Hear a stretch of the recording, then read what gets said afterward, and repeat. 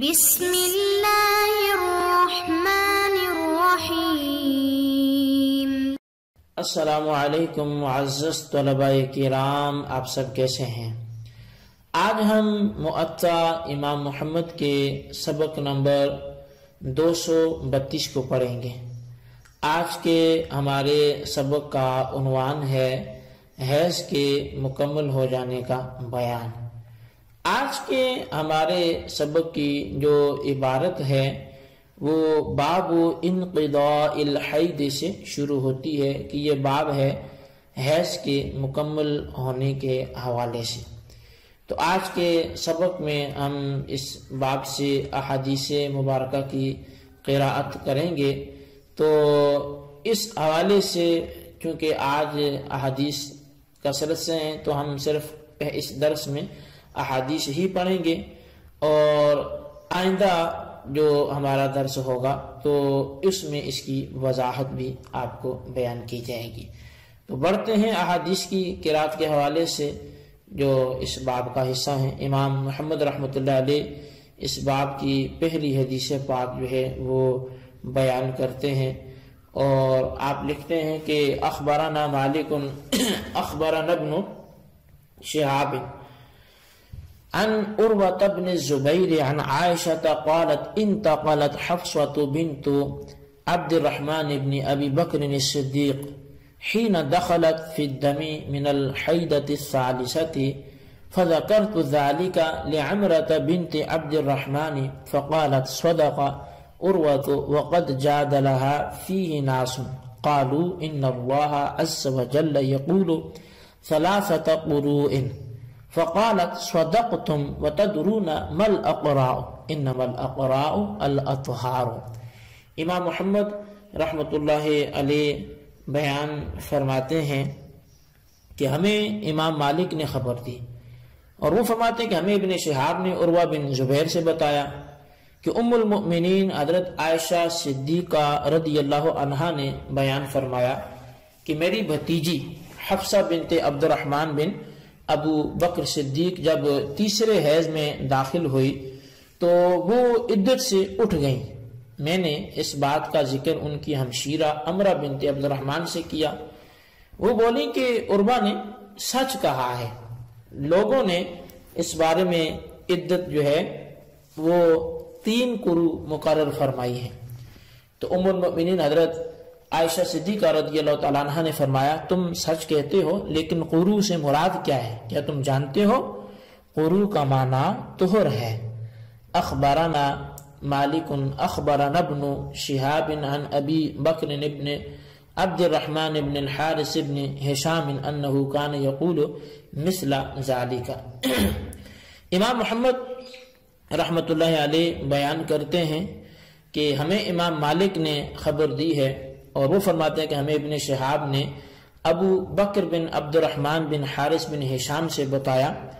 کہ وہ بھی اسی کی مثل کہا کرتے تھے۔ اخبرنا مالک اخبرنا نافع وزید بن اسلم عن سلیمان بن یسار ان رجلا من اہل الشام یقال له الاحوص طلق امرأته ثم مات حين دخلت في الدم من الحيضة الثالثة، فقالت أنا وارثته، وقال بنوه لا ترثينه، فاختصموا إلى معاوية بن أبي سفيان، فسأل معاوية فضالة بن عبيد وناسا من أهل الشام، فلم يجد عندهم علما فيه، فكتب إلى زيد بن ثابت، فكتب إليه زيد بن ثابت أنها إذا دخلت في الدم من الحيضة الثالثة فإنها لا ترثه ولا يرثها وقد برئت منه وبرئ منها۔ امام محمد رحمۃ اللہ علیہ آپ بیان فرماتے ہیں کہ ہمیں امام مالک نے خبر دی ہے، اور وہ فرماتے ہیں کہ ہمیں نافع اور زید بن اسلم نے سلیمان بن یسار سے بتایا کہ ایک شامی مرد جسے احوص کہا جاتا تھا، اس نے اپنی بیوی کو طلاق دے دی، پھر اس کا انتقال ہو گیا۔ اس کے مرنے کے وقت اس کی بیوی کو تیسرا حیض آنا شروع ہو چکا تھا۔ اس عورت نے کہا کہ میں اس کی وارث جو ہے بنتی ہوں اور میں اس کی وراثت کا حق کی حقدار ہوں،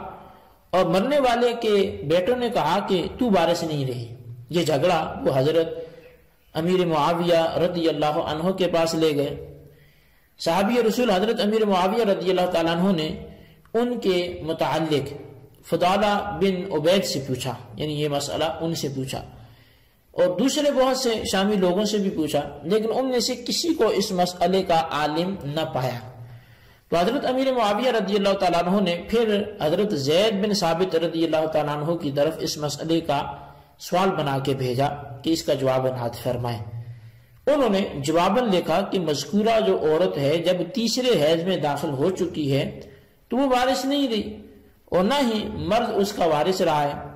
عورت اس سے اور وہ عورت سے بالکل الگ ہو گئے ہیں۔ اخبرنا مالک اخبرنا نافع مولى ابن عمر مثل ذلك۔ امام محمد رحمۃ اللہ علیہ اس طویل حدیث پاک کے بعد ایک مزید حدیث پاک ذکر فرماتے ہیں اور لکھتے ہیں کہ امام مالک نے ہمیں خبر دی ہے، اور وہ فرماتے ہیں کہ ہمیں حضرت نافع جو ابن عمر رضی اللہ عنہما کے آزاد کردہ غلام ہیں، انہوں نے اسی کی مثل بتایا ہے۔ قال محمد انقضاء العدة عندنا الطهارة من الدم من الحیضة الثالثة اذا اغتسلت منها۔ امام محمد رحمۃ اللہ علیہ فرماتے ہیں کہ ہمارے نزدیک عورت کی عدت تیسرا حیض پورا ہو کر اس سے بذریعہ غسل پاک ہونے پر ہے۔ اخبرنا ابو حنیفة عن حماد عن ابراہیم ان رجلا طلق امرأته تطلیقة يملك الرجعة ثم تركها حتى انقطع دمها من الحيضة الثالثة ودخلت مغتسلها وأدنت ماءها فأتاها فقال لها قد راجعتك، فسألت عمر بن الخطاب عن ذلك وعنده عبد الله بن مسعود، فقال عمر قل فيها برأيك، فقال أراه يا أمير المؤمنين أحق برجعتها ما لم تغتسل من حيضتها الثالثة، فقال عمر رضي الله عنه وأنا أرى ذلك، ثم قال عمر لعبد الله بن مسعود كنيف ملئ علما۔ امام محمد رحمۃ اللہ علیہ امام اعظم امام ابو حنیفہ رضی اللہ عنہ سے بیان کرتے ہیں، اور وہ فرماتے ہیں کہ ہمیں حماد نے یعنی شیخ حماد نے اس حوالے سے خبر دی، اور وہ حضرت ابراہیم نخعی رحمۃ اللہ علیہ سے بیان کرتے ہیں کہ ایک شخص نے اپنی بیوی کو ایک طلاق دی، جس کے بعد رجوع کرنے کا وہ مالک تھا، پھر طلاق رجعی دے کر اس نے اپنی بیوی کو اس کے حال پر چھوڑ دیا، حتیٰ کہ اس کے تیسرے حیض کا خون آ کر ختم ہو گیا۔ وہ غسل کرنے کے لیے غسل خانے میں گئی اور پانی کا برتن اپنے نزدیک کیا ہی تھا کہ اس کا شوہر آ گیا اور کہنے لگا کہ میں نے تم سے رجوع کر لیا ہے۔ اس عورت نے اس مسئلے کے بارے میں حضرت عمر بن خطاب رضی اللہ عنہ سے پوچھا، تو آپ کے پاس اس وقت حضرت عبداللہ بن مسعود رضی اللہ عنہما بھی تشریف فرما تھے۔ تو حضرت عمر رضی اللہ عنہ نے ان سے پوچھا کہ اس مسئلے میں اپنی رائے کا آپ اظہار فرمائیں۔ تو حضرت عبداللہ بن مسعود رضی اللہ عنہما نے کہا، اے امیر المؤمنین، مرد کو اس عورت سے رجوع کرنے کا حق ہے، لیکن کب تک؟ جب تک وہ تیسرے حیض سے فارغ ہو کر غسل نہ کر لے۔ حضرت عمر رضی اللہ عنہ نے فرمایا، میری بھی یہی رائے ہے۔ پھر حضرت عمر رضی اللہ عنہ نے ارشاد فرمایا کہ اے ابن مسعود، تم علم سے بھرے ہوئے مکان ہو۔ تو مزید اس حوالے سے حدیث پاک اخبرنا سفیان بن عیینہ عن ابن شہاب عن سعید بن المسیب قال قال علی بن ابی طالب رضی اللہ عنہ هو احق بها حتى تغتسل من حیضتها الثالثة۔ ہمیں سفیان بن عیینہ نے، یہ امام محمد فرماتے ہیں کہ ہمیں سفیان بن عیینہ نے ابن شہاب سے اور وہ سعید بن مسیب رضی اللہ عنہ سے بیان کرتے ہیں، فرمایا کہ حضرت علی المرتضیٰ رضی اللہ عنہ نے فرمایا ہے کہ مرد اس وقت تک عورت سے رجوع کا حق رکھتا ہے جب تک تیسرے حیض سے عورت غسل نہیں کر لیتی۔ اخبرنا عیسیٰ بن ابی عیسیٰ الخیاط المدینی عن الشعبی عن 13 من اصحاب رسول اللہ صلی اللہ علیہ وسلم كلهم قالوا الرجل احق بامرأته حتى تغتسل من حيضتها الثالثة قال عيسى وسمعت سعيد بن المسيب يقول الرجل احق بامرأته حتى تغتسل من حيضتها الثالثة۔ امام محمد فرماتے ہیں کہ ہمیں عیسیٰ بن ابو عیسیٰ نے خبر دی ہے اور وہ حضرت شعبی سے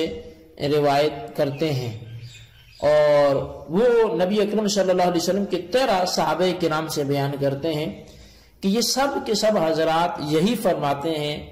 کہ مرد اپنی بیوی سے رجوع کرنے کا اس وقت تک حق رکھتا ہے جب تک وہ تیسرے حیض سے فارغ ہو کر غسل نہ کر لے۔ اب عیسیٰ راوی ہے، وہ کہتے ہیں کہ میں نے حضرت سعید بن مسیب رضی اللہ عنہ سے سنا ہے، وہ فرماتے تھے کہ مرد اپنی بیوی سے رجوع کرنے کا حق رکھتا ہے یہاں تک کہ وہ تیسرے